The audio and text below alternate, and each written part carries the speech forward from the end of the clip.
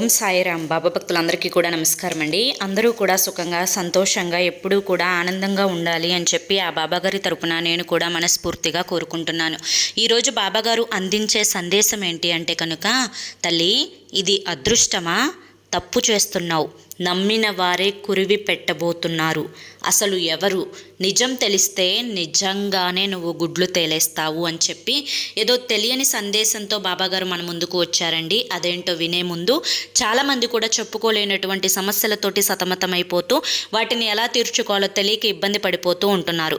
అటువంటి వారి కోసం శ్రీ షిరిడి సాయిబాబా ఆశీస్సులతో జ్యోతిష్యం చెప్పబడిన గురూజీ శివరామరాజు గారు. Phone number 9959942255. మీరు ఇప్పటి వరకు ఎన్నో చోట్ల జ్యోతిష్యం చెప్పించుకొని విసిగిపోయి ఉంటే ఒక్కసారి స్క్రీన్ మీద కనిపిస్తున్నటువంటి గురువుగారి నెంబర్కి కాంటాక్ట్ అవ్వండి. ప్రేమ, పెళ్లి, ఉద్యోగం, రాజకీయం, సంతానం లేక ఇబ్బంది పడుతున్నా, భార్యాభర్తల మధ్య గొడవలున్నా, అప్పుల సమస్యలున్నా, శత్రువుల సమస్యలున్నా అవేంటో గురువుగారికి వివరించి చెప్పినట్లయితే వాటికి తగిన పూజలు చేసి గురువుగారు మీకు రోజులలోనే పరిష్కారాన్ని చూపిస్తారు.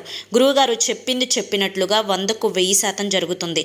నమ్మకంతో స్క్రీన్ మీద కనిపిస్తున్నటువంటి నెంబర్కి కాంటాక్ట్ అవ్వండి. అలాగే భార్యాభర్తల మధ్య వశీకరణ, స్త్రీ మరియు పురుషుల మధ్య వశీకరణ 100% జరపబడును. ఎటువంటి సంతాన సమస్యలకైనా కానీ గురువుగారి దగ్గర చక్కటి పరిష్కారం అనేది దొరుకుతుందండి. మాకున్నటువంటి ఎన్నో రకాలైనటువంటి సమస్యలను గురువుగారు రోజులలోనే పరిష్కరించారు.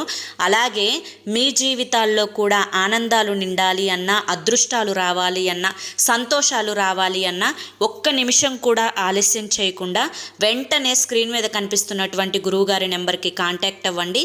సమస్యల నుంచి రోజులలోనే బయటపడి జీవితంలో ఆనందంగా, ఆరోగ్యంగా ముందడుగు వేయండి. ఇక ఆలస్యం చేయకుండా బాబాగారి యొక్క సందేశం ఏంటో తెలుసుకుందాం. తల్లి, ఏదైతే నువ్వు అదృష్టం అని చెప్పి అనుకుంటున్నావో అసలు అది అదృష్టమే కాదు, నువ్వే తప్పు చేస్తున్నావు.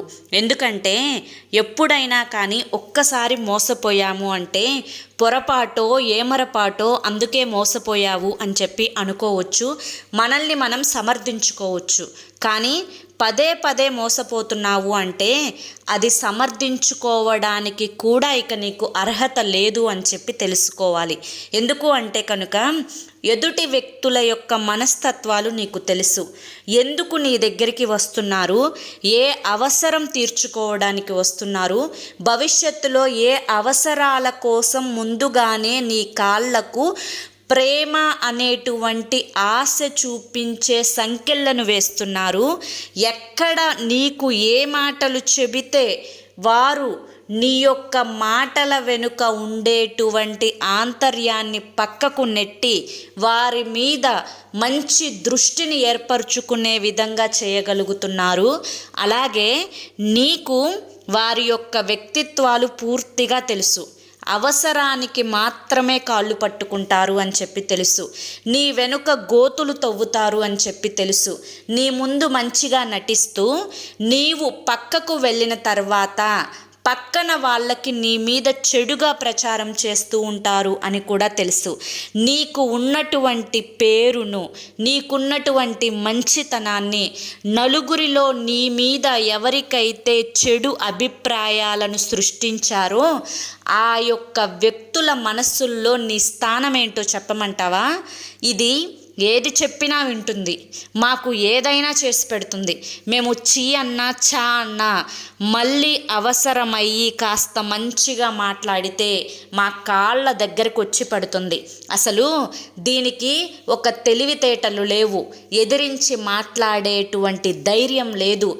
ఎప్పుడూ కూడా కాస్త కుడుమిస్తే పండగ అన్నట్లుగా మమ్మల్ని వాటేసుకుంటూనే ఉంటుంది అని చెప్పి అనుకుంటూ ఉంటున్నారు.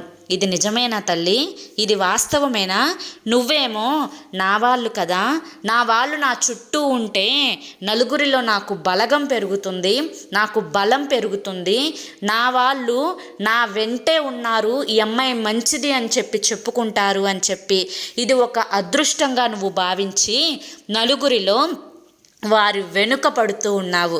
కానీ ఇక్కడ ఎవ్వరూ అలా చెప్పుకోవడం లేదు. నిన్ను కేవలం అవసరాల కోసం మాత్రమే వాడుకోవాలని చెప్పి చూస్తున్నారు. బిడ్డ, వీరు నువ్వు ఎంతవరకు నమ్ముతూ పోతావో అంతవరకు నిన్ను మోసం చేస్తూనే పోతారు. నువ్వు ఎప్పటి వరకు ఎదురు తిరిగి ప్రశ్నించకుండా ఉంటావో అప్పటి వరకు నీ యొక్క శక్తిని, నీ యొక్క డబ్బుని, నీ యొక్క సమయాన్ని వాడుకుంటూనే ఉంటారు. అయితే వీరిని నువ్వు ఇకపైనైనా కానీ దూరం పెట్టకపోతే నీ సమయం వృధా అవుతుంది, నీకు మనశ్శాంతి కరువవుతుంది, నీకు ధనం పోతుంది.